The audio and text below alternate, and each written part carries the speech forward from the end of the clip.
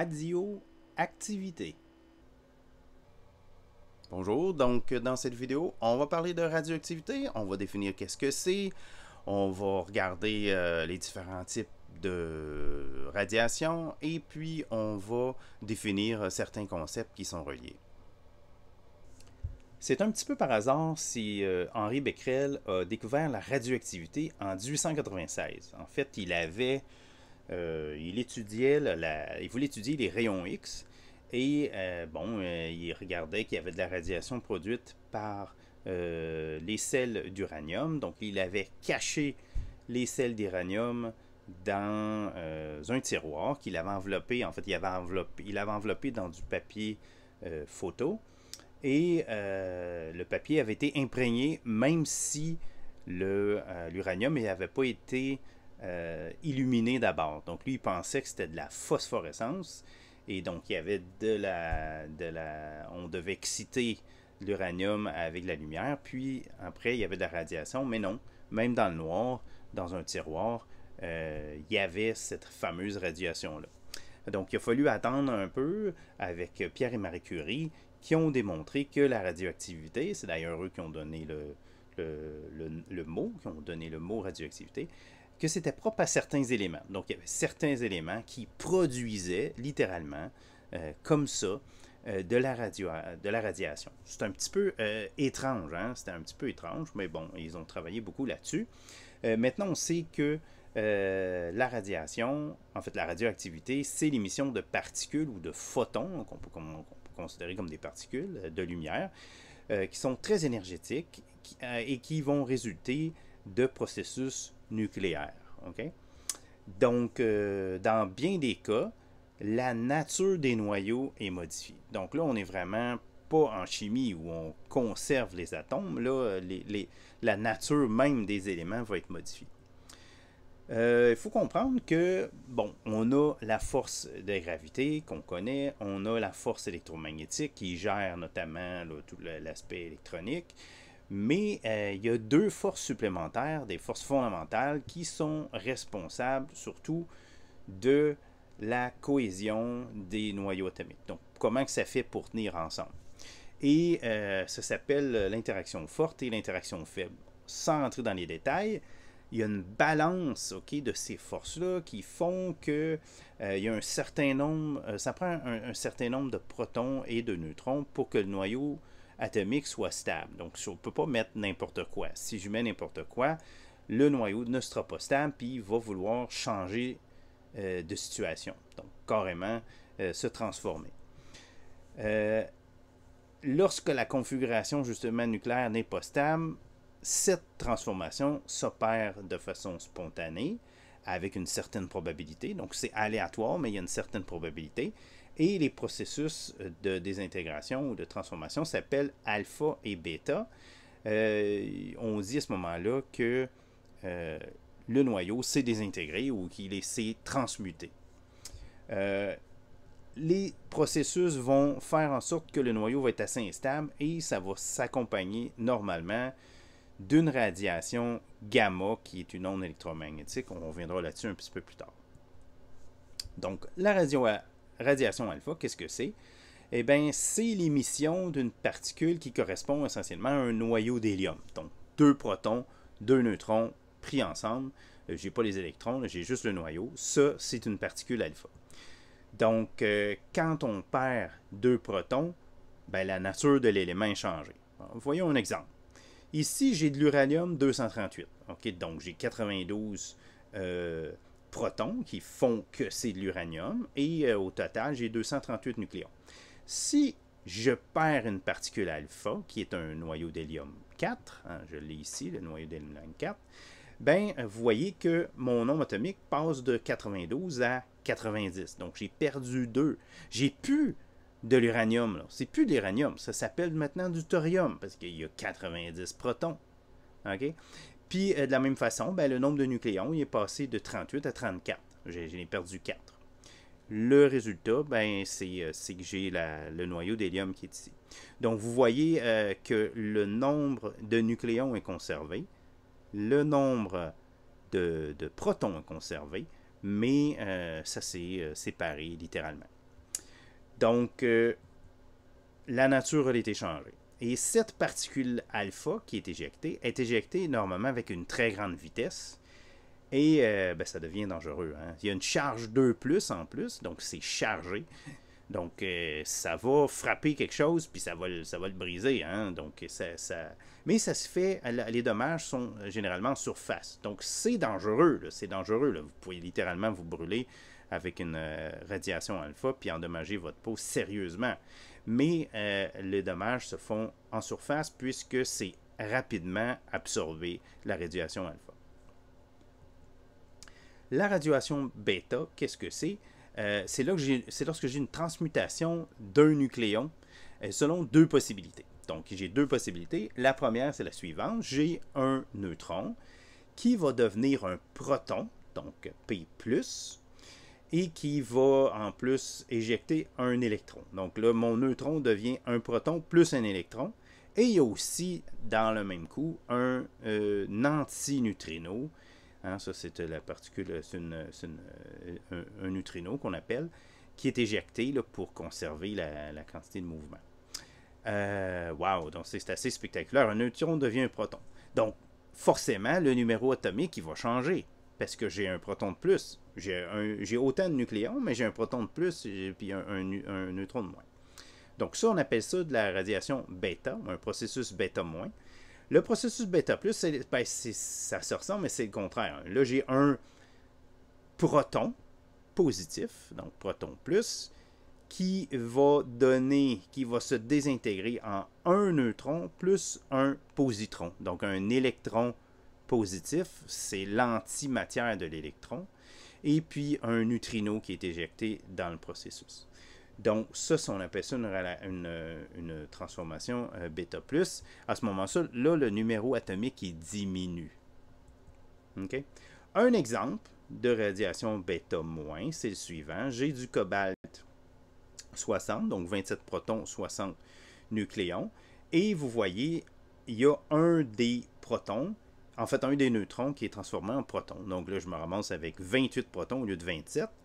J'y mets en plus un électron et un antineutrino. Donc là, la nature de l'atome a changé. C'est plus du cobalt, c'est rendu du nickel. Okay? Donc c'est une nouvelle substance. En fait, un nouvel atome. Cette particule-là, elle aussi est éjectée avec une très grande vitesse. Elle aussi est chargée, mais au lieu d'être chargée 2 plus, mais chargée moins, ou plus si j'ai un bêta+. Là. Oui, ça va être dangereux. C'est dangereux. On pourrait dire moins dans le sens que, comme la particule est un peu plus petite, moins chargée, elle va peut-être faire un petit peu moins de dommages, mais encore là, elle n'est pas très pénétrante non plus, la radiation bêta. Mais s'il vous plaît, on ne se met pas devant pour rien. C'est dangereux. Et puis, on a la radiation gamma. Qu'est-ce que c'est? Ben, essayez de vous rappeler ce que c'est le modèle de Bohr. Hein? Puis dans le modèle de Bohr, on sait que les électrons sont situés sur des niveaux d'énergie et lorsqu'ils vont changer de niveau d'énergie, en passant d'un niveau élevé à un niveau plus faible, ben, ils vont émettre des photons. Okay? Ben, c'est exactement la même chose qui se passe avec la radiation gamma.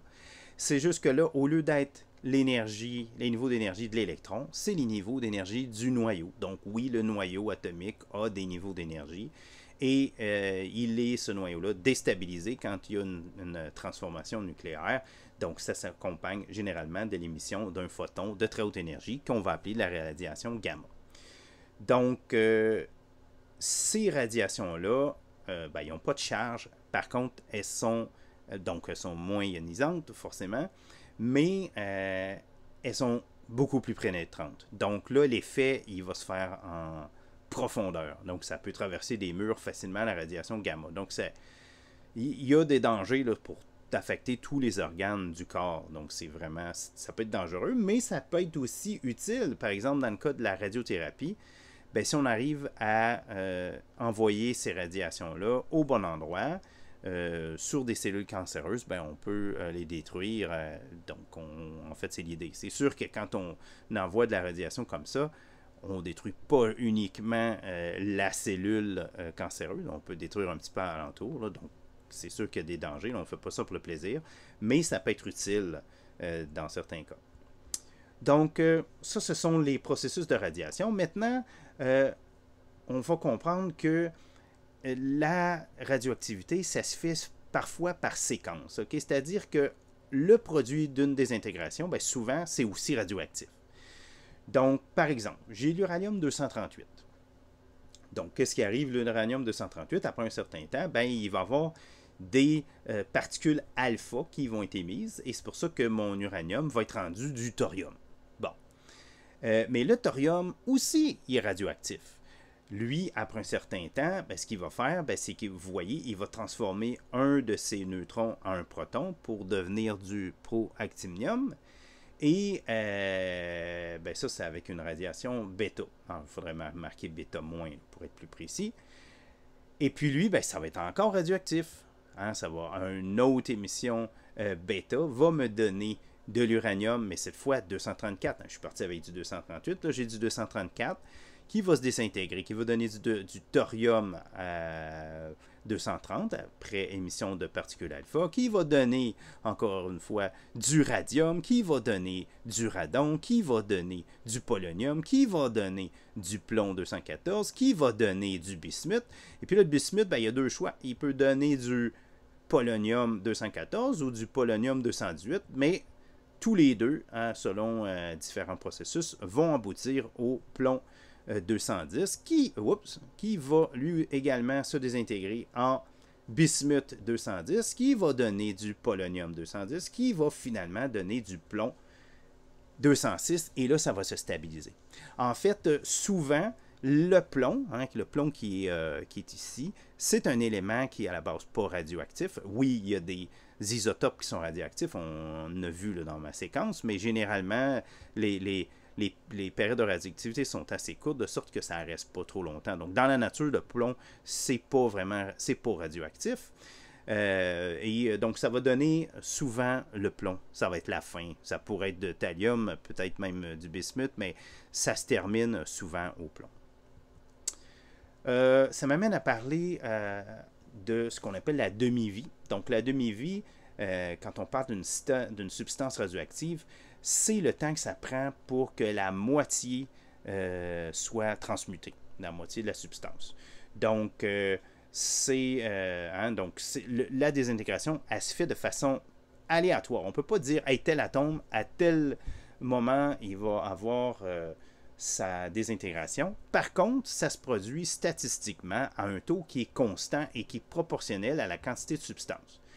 Donc, imaginez ici, on a le nombre d'atomes qui a été normalisé. C'est pour ça que ça devient 1. Donc, j'ai un nombre de départ en fonction du temps.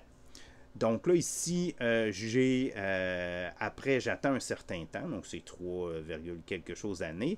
Vous voyez que ça a diminué de moitié. Donc, ce temps-là que ça a pris, en principe, ça devrait être la demi-vie. Si j'attends le même temps, bien, ça va encore baisser de moitié. Vous voyez, j'ai encore baissé de moitié. Donc, je suis rendu à la moitié de la moitié. Et puis, si je baisse encore, ben, je vais être la moitié de la moitié de la moitié. Après le même temps, entre ça et ça, ça va encore baisser de moitié, et ainsi de suite. Donc, ça me donne une courbe, une exponentielle, hein, on appelle ça une exponentielle décroissante.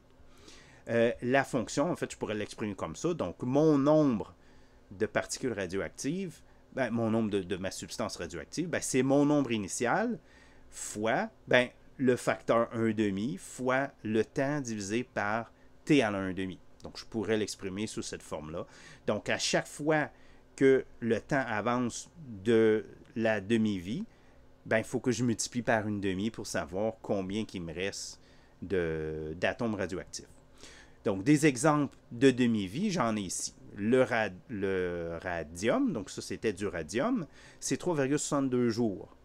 Le polonium, 1,8 millisecondes. Donc, c'est vraiment très court. Puis là, il y en a que c'est beaucoup plus court que ça. Là. Donc, là, j'ai juste donné un exemple comme ça. Le carbone 14 qui va nous intéresser, notamment pour la datation, 5730 années. Hein? Donc, c'est pour ça que c'est capable de dater des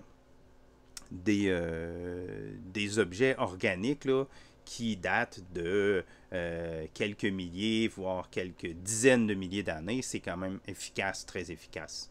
Et puis, l'uranium-238, dont on a déjà parlé, en fait, la période le demi-vie est très longue. Donc, il faut attendre 4,4 4, 6, 8 giga-années. Donc 10 à la 9 années. Donc c'est énorme. Donc il y a peu de chances qu'un atome lui-même se désintègre spontanément. Par contre, quand j'ai beaucoup d'atomes, ben oui, il y en a de la radiation. Donc il ne faut pas faire exprès pour se tenir proche de cette substance-là. Okay? Donc, il faut comprendre aussi que plus le temps de vie est court, plus qu'il y a des émissions radioactives. Donc, plus que c'est radioactif. Donc, le radium 224 est beaucoup plus radioactif que mon uranium 238.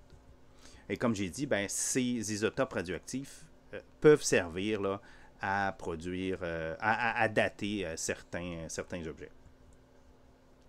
Donc, en résumé, la radioactivité correspond à l'émission de particules chargées ou lumineuses de très haute énergie qui résultent de processus nucléaires.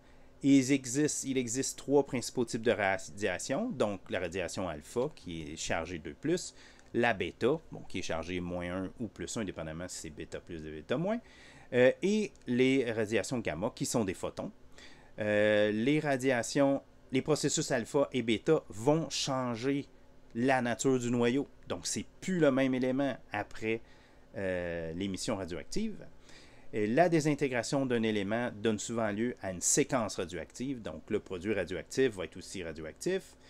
Et puis, finalement, ben, la demi-vie d'un isotope, c'est le temps requis pour que la moitié des noyaux ait muté.